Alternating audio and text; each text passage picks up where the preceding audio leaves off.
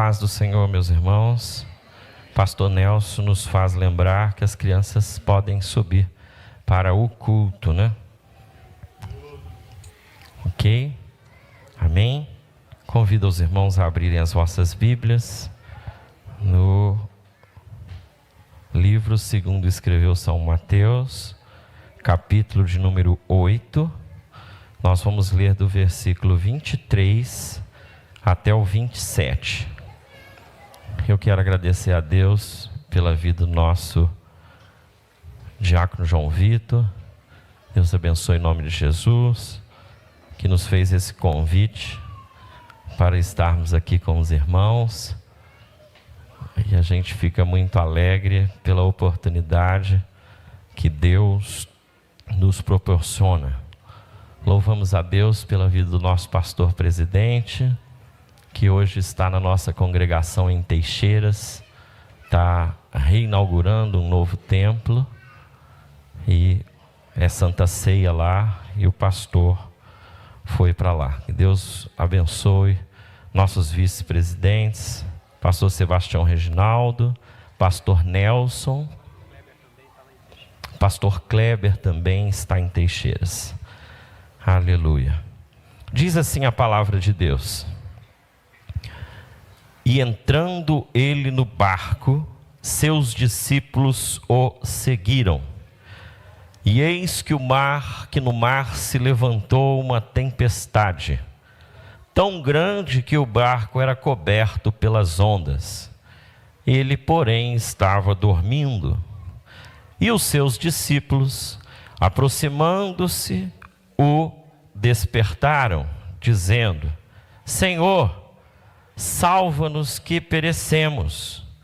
E ele lhes disse: por que temeis, homens de pouca fé? Então, levantando-se, repreendeu os ventos e o mar, e seguiu uma grande bonança.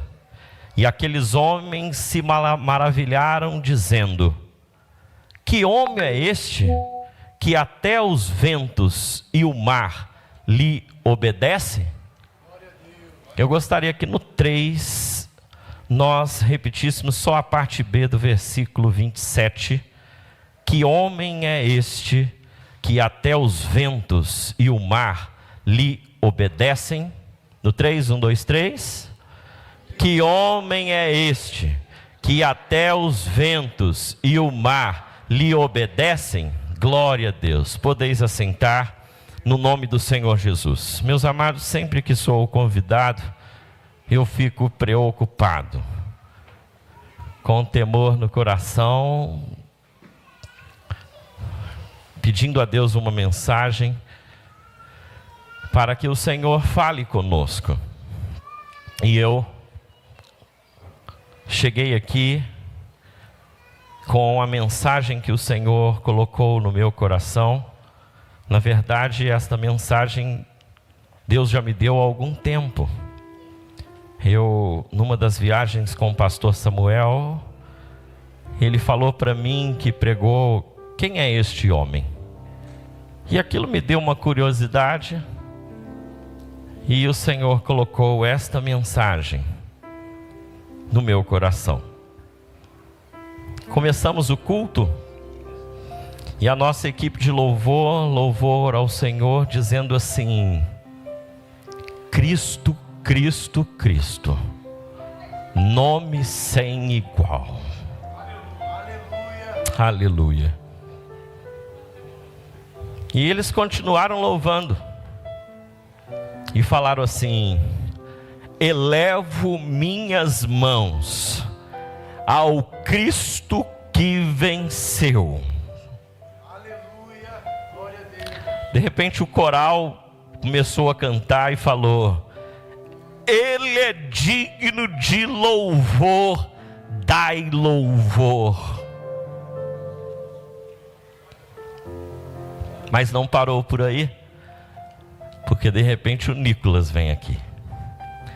O Nicolas vem e fala: precisamos reconhecer quem é Jesus. Que lindo, rapaz. te ver falar que nós precisamos reconhecer quem é Jesus, que precisamos sentar à mesa.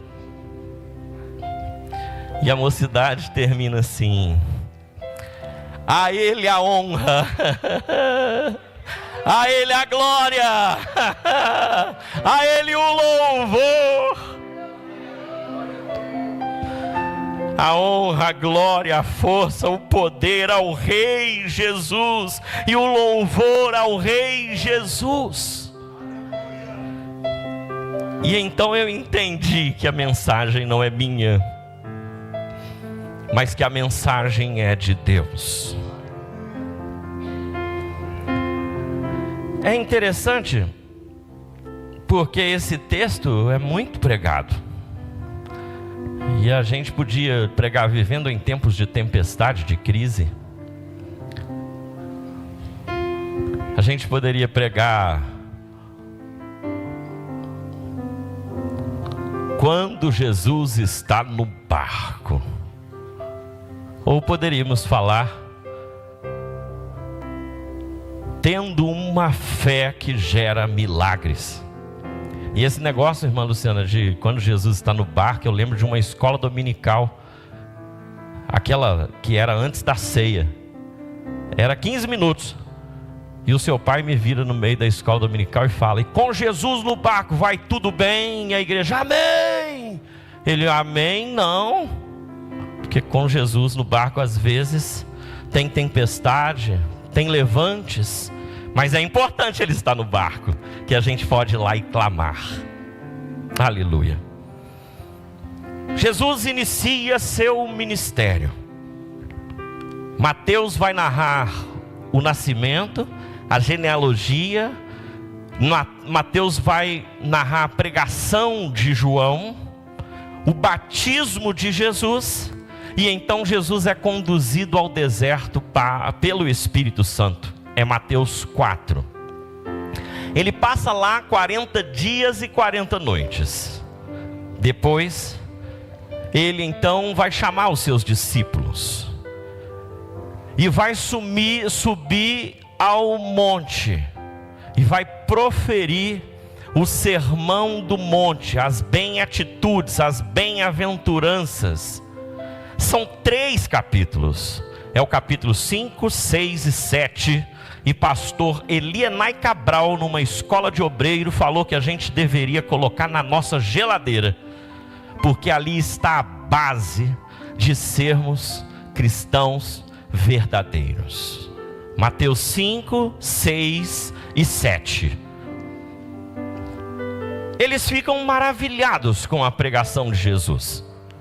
Eles ficam lisonjeados com as palavras de Jesus, porque as palavras dele é diferente das palavras dos escribas e dos fariseus. As palavras dele aquecem o coração. As palavras dele dão ânimo. As palavras deles traz um vigor para a vida daqueles homens. Mas Jesus não fica só em palavras.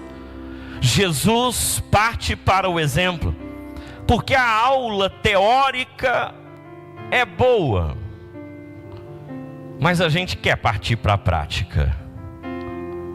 É legal que quem vai tirar carteira de motorista, aí vai e fica... Agora são 45 aulas, né? Teve um tempo que nem tinha que ter aula prática, teórica. Você ia lá e fazia a prova. Depois passou a ser 15, 30, 45. Eu creio que quem está na 30 fala: meu Deus do céu, estou doido para dirigir, aprender, né? Partir para a prática. O que eu quero dizer aqui é que evangelho não dá para ficar só em teorias.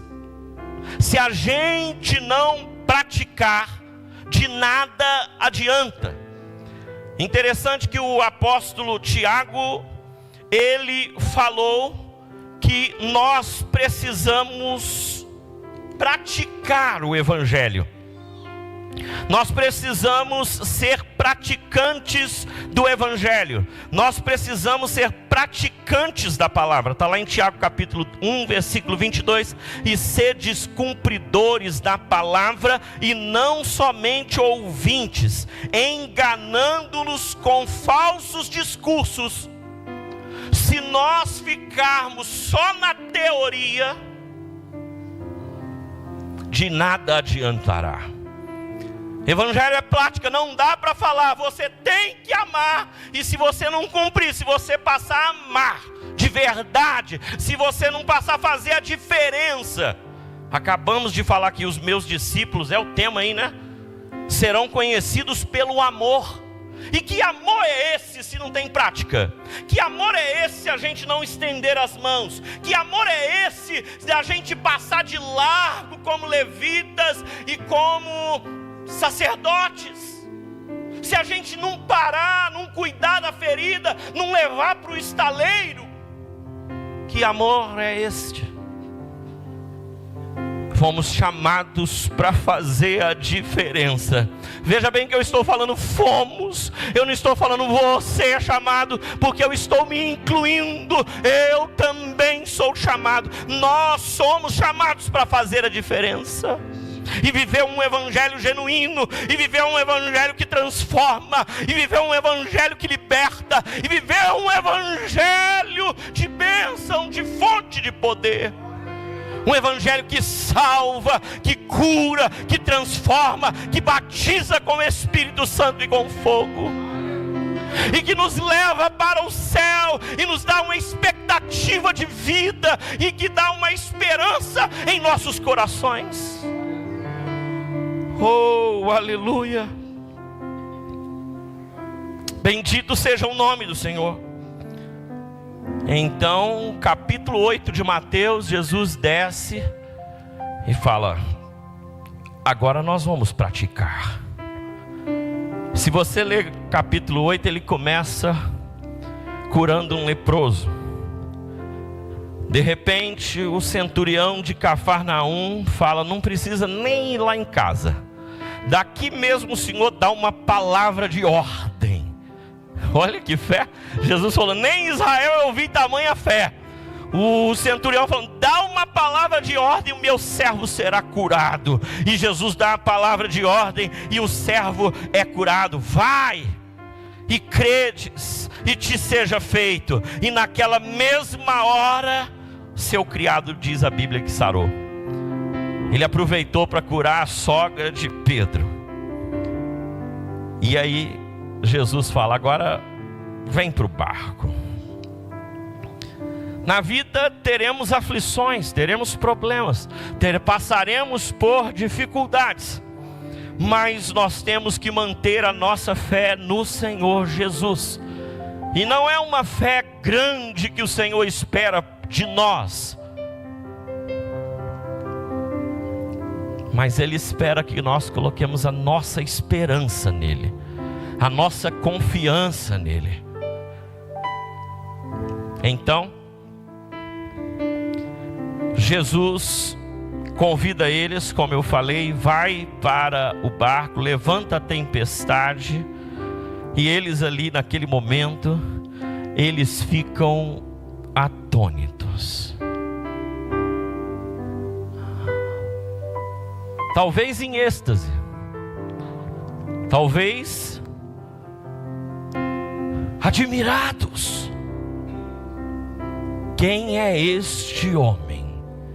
Porque ele falou: acalma-te mar, aquieta-te vento. E de repente vem uma bonança, diz a palavra de Deus. Ele está com o controle nas mãos. Ele tem uma palavra de ordem para mim e para você. E quando Ele dá uma palavra de ordem, meu irmão, a palavra dele não volta atrás e não pode voltar vazia, porque ela cumpre o propósito pela qual ela foi enviada. Aleluia!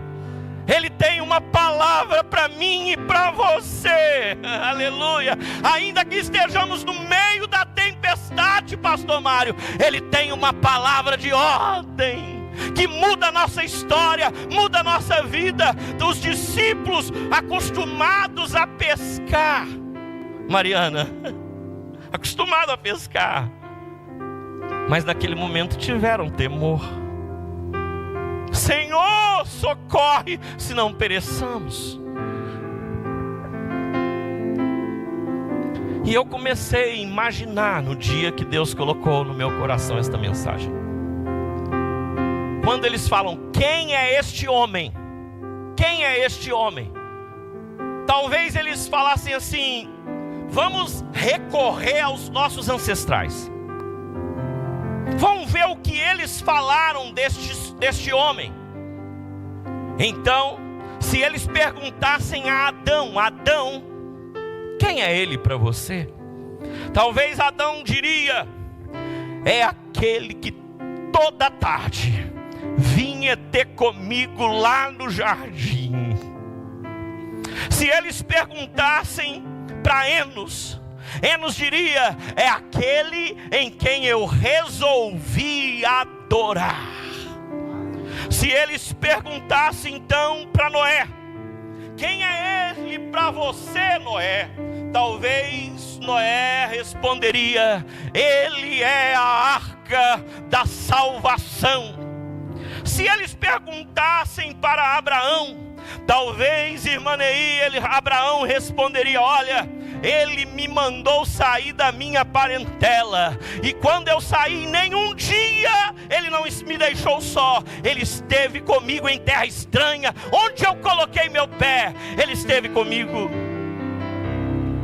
Se perguntasse talvez para o filho de Abraão, chamado Isaque, talvez Isaque falaria, olha, ele é o poço do alargamento, porque diz a Bíblia que houve contenda em Gerar, e Isaque abriu um poço e deu problema, o poço da murmuração. Depois abriu outro poço, o poço chamado da contenda, e o terceiro poço, ele deu o nome de alargamento, porque achou água viva naquele poço. Aleluia, bendito seja Deus. E se perguntasse então para Jacó, Jacó talvez responderia, ele é o anjo de Deus que eu lutei com ele lá no vale de Jaboque, no final quase no subir da alva, ele tocou o meu joelho, eu passei a andar meio que desconjuntado, mas meu nome foi transformado, eu agora não chamo mais Jacó, mas ele me deu um novo nome e me chama de príncipe de Deus, porque lutou com o Senhor. E se perguntasse para Moisés, o que Moisés diria? Talvez Moisés diria, ei, ele falou comigo lá no deserto, na sarça de fogo ardente. Ele virou para mim, Moisés, tira a sandália dos pés, porque o lugar que tu estás é terra santa. Ele é a pedra que andou comigo no deserto, ele é a pedra provedora que esteve comigo, ele é a nuvem, ele é a coluna de fogo, ele é aquele que abriu o mar vermelho, ele é o profeta que eu falei que viria, um grande profeta. E se perguntasse para Josué, talvez, pastor Anderson, ele falaria assim, ele é aquele que eu falei, a quem devais escolher, mas eu e minha casa serviremos ao Senhor. Aleluia, bendito seja o nome do Senhor. E se perguntasse para Raabe, talvez Raabe falaria, ele é o fio de escarlate. O muro de Jericó desceu de alto a baixo, mas a minha casa ficou de pé, porque tinha lá o fio de escarlate, que lembra o sangue do Cordeiro, que foi derramado lá na cruz do Calvário, por mim e por você. Oh, aleluia, bendito seja Deus. Se perguntasse a Ruth, talvez ela diria: Ele é o remidor, aquele que me deu nova esperança. E se perguntasse para Davi, talvez ele responderia: tirou-me de um charco de lodo, firmou os meus pés em uma rocha, colocou um novo cântico em minha boca. Mas que cântico é esse, Davi? Talvez Davi responderia: o Senhor é o meu pastor e nada me faltará. Deitar-me faz em verdes pastos, guia-me mansamente às águas tranquilas, refrigera minha alma. Ainda que eu andasse pelo vale da sombra da morte, não temeria mal algum. Sabe por quê? Porque Ele está comigo. Ele está comigo. Ele está comigo. E Ele está hoje, nesta noite, aqui neste lugar. Se perguntasse para Salomão, talvez ele diria: ele é o grande pregador. Se perguntasse para Isaías, ele é o maravilhoso conselheiro, o Pai da eternidade, o príncipe da paz. Ele é o Emanuel, o Deus conosco. Ele é o Cristo, aquele que havia de vir. Ele é o Cordeiro que foi levado ao matadouro e não abriu a sua boca. Quem deu crédito à nossa pregação e a quem se manifestou o braço do Senhor, porque foi subindo como renovo perante Ele. Raiz de uma terra seca, não tinha parecer nem formosura, e olhando nós para Ele, nenhuma beleza víamos para que o desejássemos. Mas verdadeiramente Ele tomou sobre si as nossas dores, e nós o reputamos por aflito, ferido de Deus e oprimido. Mas Ele foi ferido pelas nossas transgressões e moído pelas nossas iniquidades. O castigo que nos traz a paz estava sobre Ele, e pelas suas pisaduras fomos sarados. Foi sarado, foi sarado, foi sarado. Quem encontrou cura em Cristo? Quem encontrou cura em Cristo? Oh, aleluia! Se perguntasse para Jeremias, ele falaria assim: Ele é o oleiro. Ele é o oleiro. Ele me mandou descer lá e ver a obra do oleiro. Ele é o oleiro que transforma as nossas vidas. Ainda que o nosso barro perca o seu estado, porque Allah vai falar que o barro se quebrou, mas o barro, ele não se quebra, ele perde a forma, mas Ele me dá uma nova oportunidade. Por isso que Jesus é o nosso oleiro, porque Ele nos dá uma nova oportunidade. De vez em quando o nosso barro perde a forma, Dedéu, mas Ele vai e ajeita tudo e coloca tudo no devido lugar novamente. Se perguntasse para Ezequiel, talvez ele diria: foi Ele que me mandou profetizar sobre os ossos, sobre o vale dos ossos secos. E eu imaginava que, olhando para aquele vale de ossos, o que poderia acontecer? Mas Deus levantou um exército. Ainda que a nossa vida esteja uma sequidão, quem sabe, o Senhor pode transformar nosso estado. Se perguntasse para Daniel, talvez ele responderia: Ele é o leão da tribo de Judá.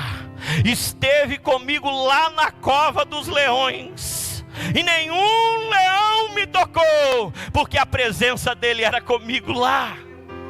Se perguntasse a Ananias, Misael e Azarias, eles falariam: Ele é o quarto homem da fornalha de fogo ardente. Nenhum cabelo nosso se queimou, porque Ele esteve conosco em todo momento. Passado alguns dias depois daquela passagem de Mateus 8, o próprio Pedro vai dar a resposta. Porque em Mateus 16, do versículo 13 ao 18, Jesus vai fazer uma pergunta e vai falar: que dizes os homens quem eu sou? Então, eles vão falar os que os homens dizem. Os homens falam que o Senhor é um profeta, talvez João Batista ou Elias. E vós, que dizeis? Então Pedro, tomando a frente, no impulso, diz: tu és o Cristo, o ungido de Deus, o Filho do Deus vivo, aquele que havia de vir. Talvez se a gente fosse acrescentar, diria: tu és a semente da mulher, Gênesis 3,15, que haveria de pisar a cabeça da serpente, e ela lhe feriria o calcanhar. Tu és aquele que mudaria a história da humanidade, marcando um encontro, um recomeço, reconciliando consigo a humanidade. Em Efésios capítulo 2, versículo 12 e 13, vai falar que nós que estávamos longe de Deus, mas agora por Cristo, estamos agora perto. E o que nos aproxima foi a morte do Calvário, lá na cruz do Calvário, quando Cristo morreu por nós. E se a gente perguntasse então para Paulo, talvez Paulo responderia: ele é aquele que eu encontrei no caminho de Damasco. E então, ele também é aquele que eu falei para os filipenses. E diz assim: de sorte que haja em vós o mesmo sentimento que houve também em Cristo, que sendo em forma de Deus, não teve por usurpação ser igual a Deus, mas aniquilou-se a si mesmo, tomando a forma de servo, fazendo-se semelhante aos homens, e achado em forma de homem, humilhou-se a si mesmo, sendo obediente até a morte, e morte de cruz. Pelo que também Deus o exaltou sobremaneiramente, e lhe deu um nome que é sobre todo nome, para que ao nome de Jesus se dobre todo joelho, dos que estão nos céus, na terra e debaixo da terra, e toda língua confesse que Jesus Cristo é o Senhor, para a glória de Deus Pai. Oh, aleluia! É interessante, você observou que falou assim: todos os joelhos que estão nos céus, todos os joelhos que estão na terra, e todos os joelhos que estão debaixo da terra. Isso aqui Paulo está revelando: todo ser celestial criado por Deus o adore, dobre os joelhos e confesse que Ele é Senhor. Daqueles que estão nos céus, todo ser vivente na terra adore a Cristo e reconheça o seu senhorio, que Ele é Senhor e Salvador. Toda língua confesse que Cristo é o Rei dos Reis e o Senhor dos Senhores.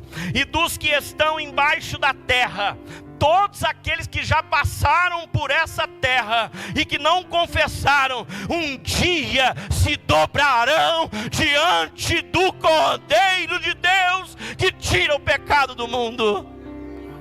Oh, aleluia! Bendito seja Deus. Agora olha que interessante, porque João, em Apocalipse, ele vai dizer: e vi um anjo forte, bradando com grande voz: quem é digno de abrir o livro e de desatar os selos? Ninguém no céu, na terra, nem embaixo da terra. Está vendo que há uma ligação entre os dois textos? Ninguém, com exceção de um. João começa a chorar, porque não tem ninguém que pode abrir o livro e desatar os selos. E João começa então a chorar. E quando ele começa a chorar, alguém aproxima dele e disse, um dos anciãos, não chores. Gente, é lindo essa passagem, medita nela em casa. Porque o ancião vai falar, não chores. Ele vira para o trono. Lá está os anciãos, os 24 anciãos.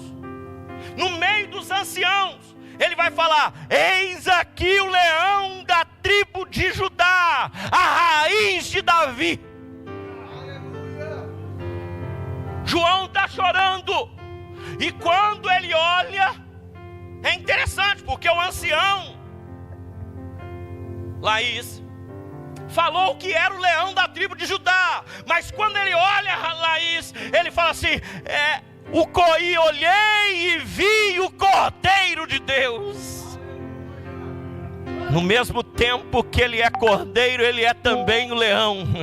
Porque João o conhecia como cordeiro. Ele veio como cordeiro, mas retornará como leão da tribo de Judá. Oh, aleluia!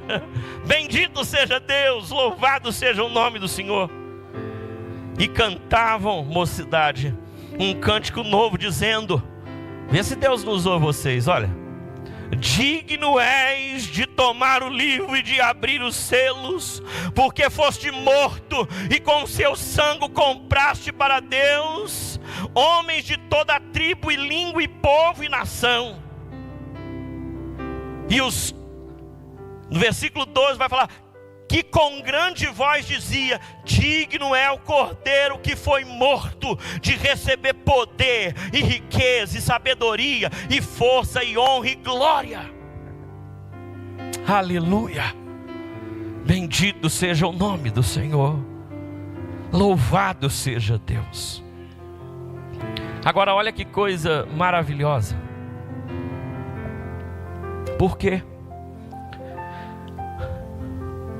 Porque Jesus veio, viveu entre nós, e Ele venceu 4 adversários, por mim e por você.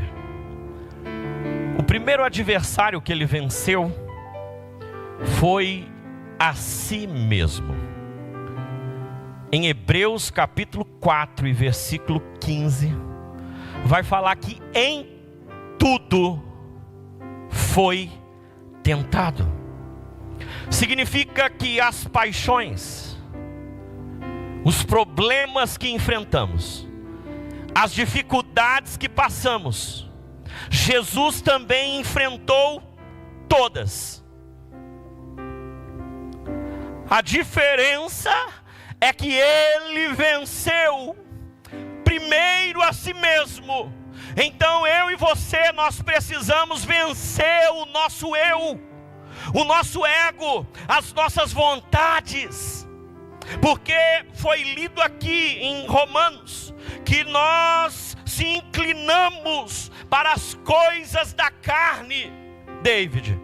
Se inclinamos para coisas da carne, e nós temos que andar em espírito, porque se a gente andar na carne, então a carne gera o pecado e o pecado a morte. Mas se andarmos em espírito, então viveremos em espírito e louvaremos o Senhor. Louvado seja o nome do Senhor. Ele venceu a si mesmo. É Ele que vai nos capacitar, é Ele que vai nos dar graça. Nós não somos fortes, nós somos fracos e limitados, mas o Senhor te capacita, o Senhor te dá graça, o Senhor me dá graça para vencermos. Então Nicolas, ele venceu a si mesmo. Pensa que Jesus não teve vontades? Teve, mas Ele venceu por mim e por você.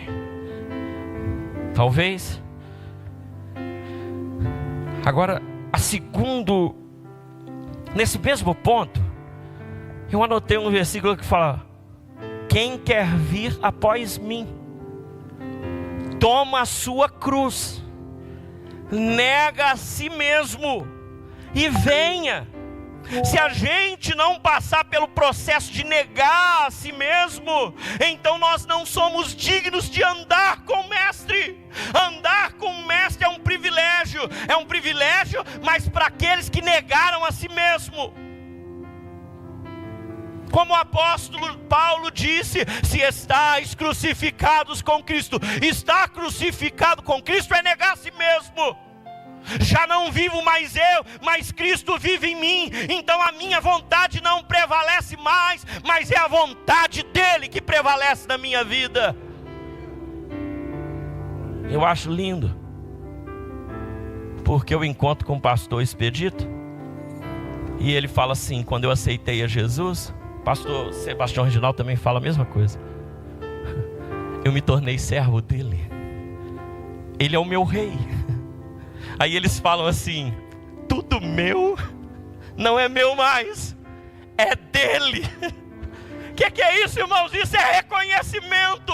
Quando nós reconhecemos que o nosso eu não acha mais lugar em Cristo, porque quem prevalece na nossa vida é Cristo, nosso Rei e Senhor.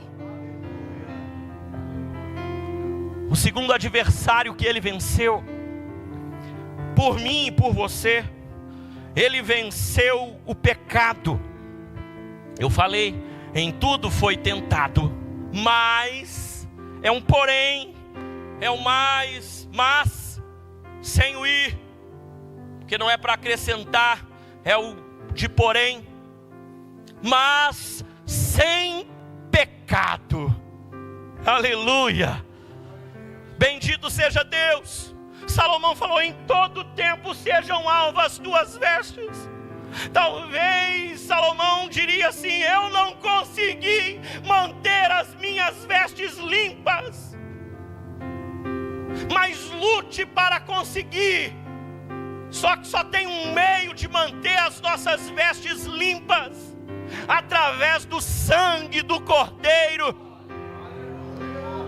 Porque a Bíblia diz assim, que o sangue do Cordeiro, o sangue de Jesus Cristo, seu Filho, nos purifica de todo pecado. O pecado não pode mais prevalecer em nossas vidas, porque nós não somos servos do pecado, mas nós somos servos do Senhor Jesus, que venceu o pecado por mim e por você. Então agora nós somos vencedores, assim como Cristo é vencedor e venceu. Ele me chamou, Ele te chamou para nós sermos vencedores também. Então não deixe o pecado prevalecer sobre a sua vida. Eu não entendia o versículo que João disse na sua carta, quando ele disse assim: aquele que é nascido de Deus não peca. Isso na minha cabeça era uma tormenta, porque eu falei: então eu não sou nascido de Deus porque eu peco. Era um problemão d'alma que tinha na minha cabeça, porque a minha Bíblia, versão revista e corrigida, diz exatamente assim. Mas aí eu fui para algumas outras versões. Aí a outra versão dizia: aquele que é nascido de Deus não anda praticando o pecado. Eu falei: eu gostei desse negócio. Quer dizer então que eu luto contra o pecado. O pecado não permanece mais na minha vida, porque eu sou nascido de Deus e eu vou lutar contra o pecado. Igreja, lute contra o pecado. Não deixe o pecado permanecer na sua vida, porque o pecado jaz à porta. Todo dia o pecado jaz à porta, Richardson. É um olhar, é uma palavra, é um gesto, tudo que fazemos, o pecado jaz à porta. E a gente tem que lutar. E vale a pena lutar. Por favor, coloque a sua mão no seu coração. Fale comigo assim: eu fui comprado com preço precioso. Não foi com prata, não foi com ouro, mas foi com o sangue de Jesus Cristo, derramado lá na cruz do Calvário. E é Ele que nos faz vencedor. Você foi chamado para vencer. Vencer a si mesmo, vencer o pecado. O pecado já não tem mais poder sobre as nossas vidas. porque agora nós andamos na lei do Espírito. O terceiro adversário, porque eu tenho que parar. O terceiro adversário que ele venceu o diabo. A gente poderia falar de Mateus 4, das tentações. Nosso tempo é limitado, não dá para isso, e nem é a ocasião. Mas ele venceu o diabo.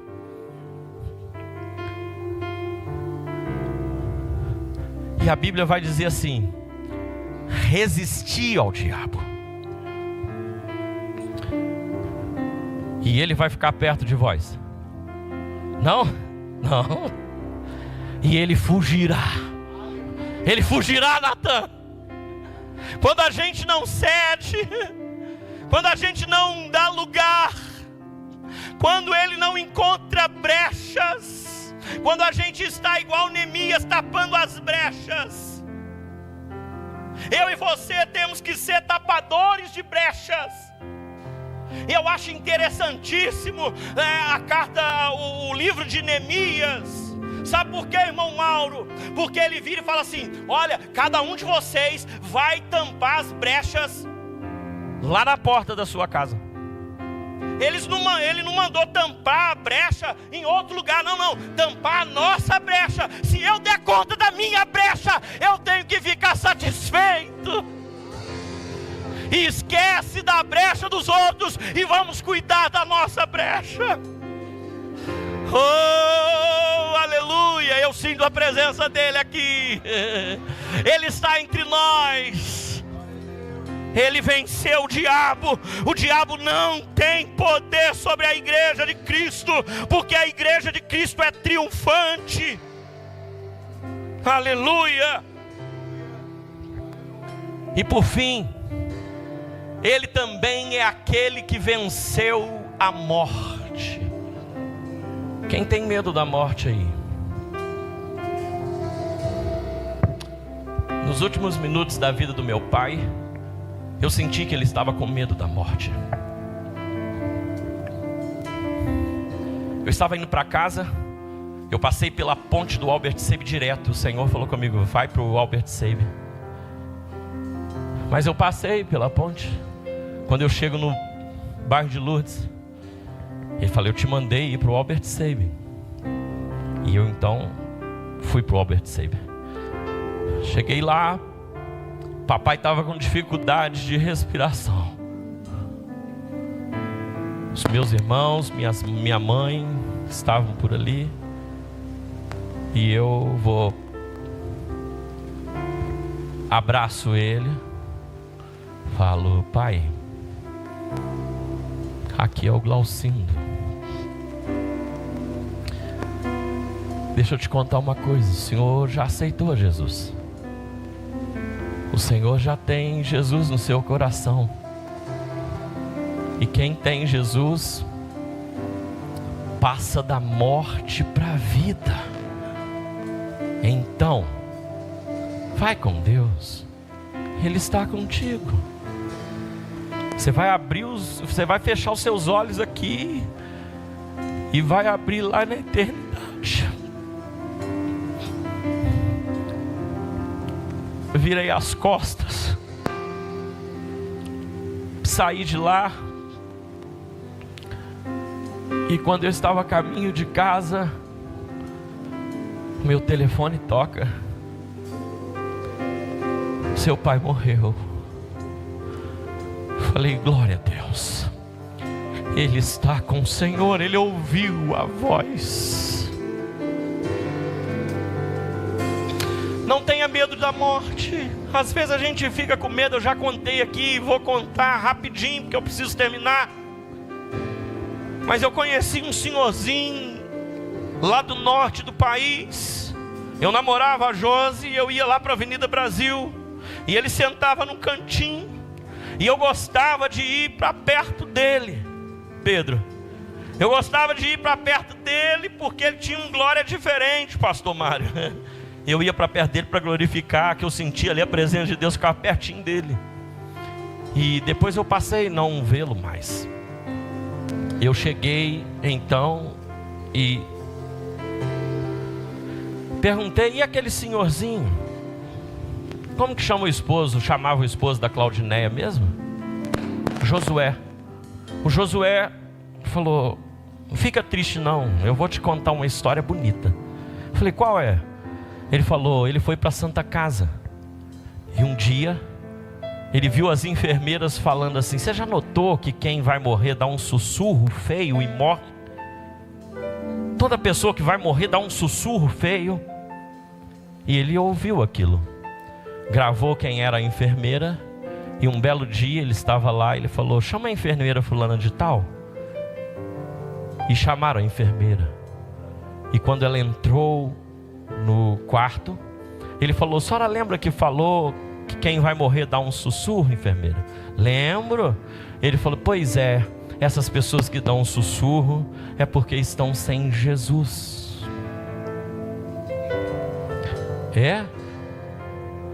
Estão sem Jesus. Porque quem é de Cristo, Cristo vem buscar. Olha só, enfermeira, acabou de entrar na sala o Senhor Jesus. Ele está rindo para mim.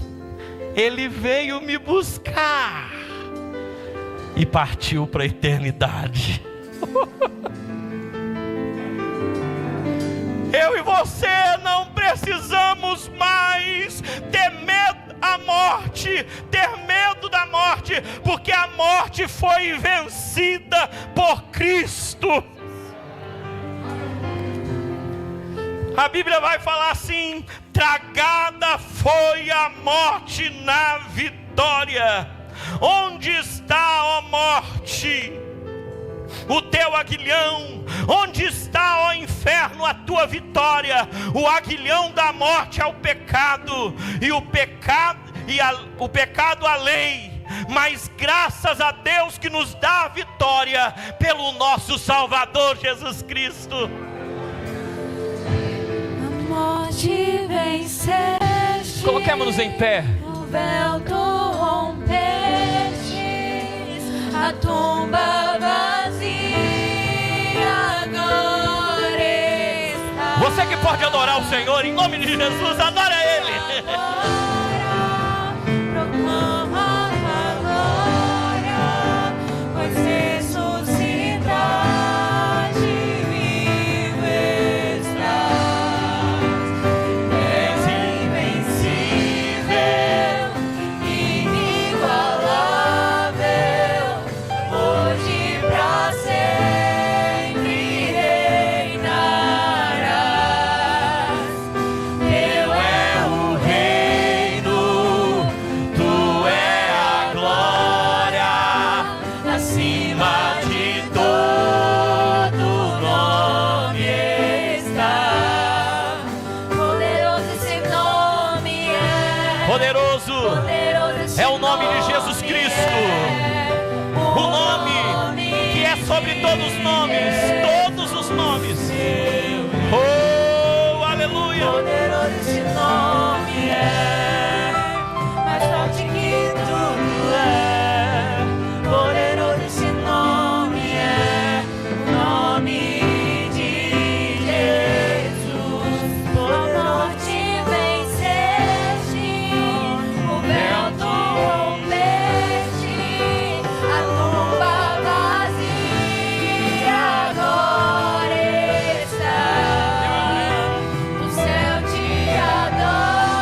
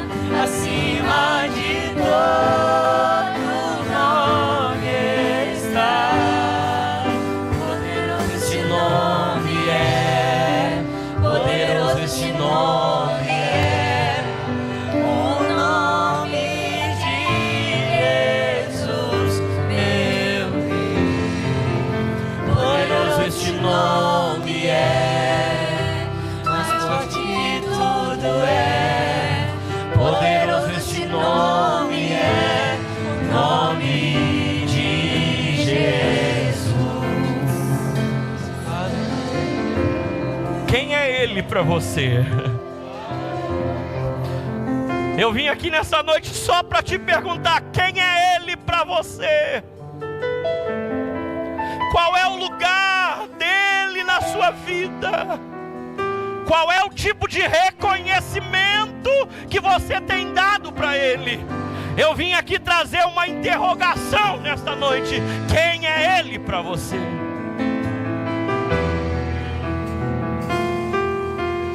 Quem é Ele para você? Saia daqui nesta noite falando: quem é Ele para mim? Se alguém me perguntasse, eu responderia: ei, foi Ele que me tirou lá do mundo do pecado, foi Ele que transformou a minha vida, foi Ele que me deu um novo nome, foi Ele que, quando eu não tinha mais expectativa, Ele me deu a oportunidade do recomeço, foi Ele que escreveu meu nome no livro da vida. Oh, aleluia! Foi Ele que me salvou, foi Ele que me livrou. Aleluia! Tantas coisas eu diria, e eu tenho certeza que você também tem muitas coisas para dizer. Eu quero saber se nesta noite tem alguém aqui que deseja entregar a vida para Jesus, ou retornar para os caminhos do Senhor. Ele é o Deus poderoso que faz a obra na sua vida. Onde está você? Aleluia! Que deseja entregar a sua vida nesta noite.